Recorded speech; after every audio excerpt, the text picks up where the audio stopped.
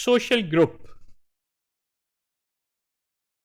Social structure includes social groups and institution, जिसे हम social institution भी कहते हैं. social structure में ये दो चीज़ें आपको मिलती हैं, social group और social institution. These are called the major groups and institution in any social structure.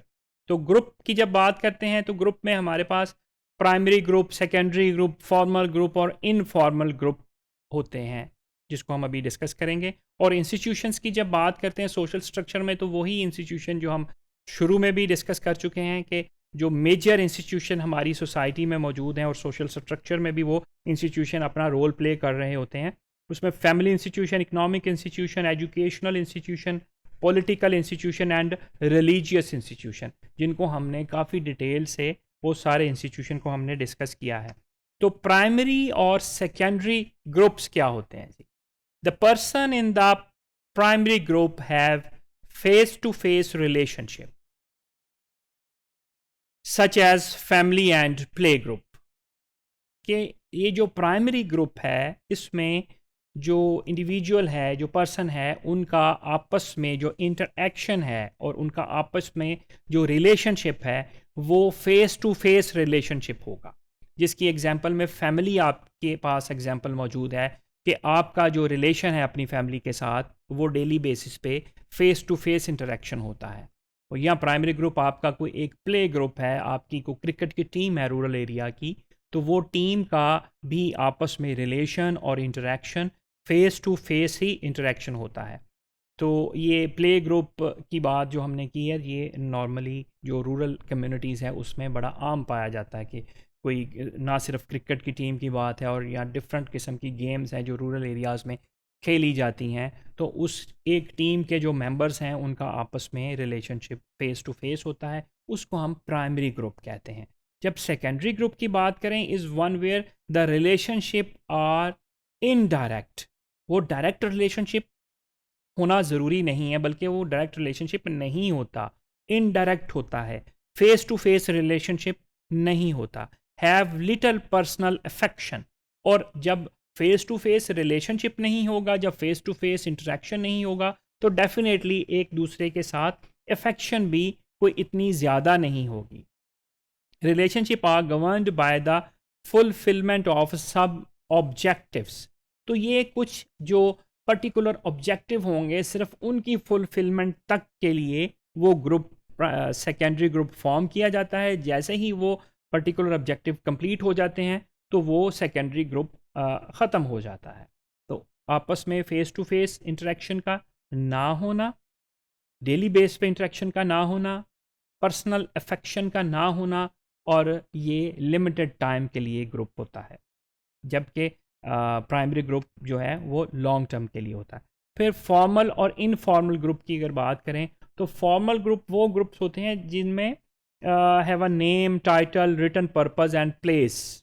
There are definite rule and procedures towards punishments and standard discipline is followed there. कि ये वो ग्रुप्स हैं जो written में आए होते हैं.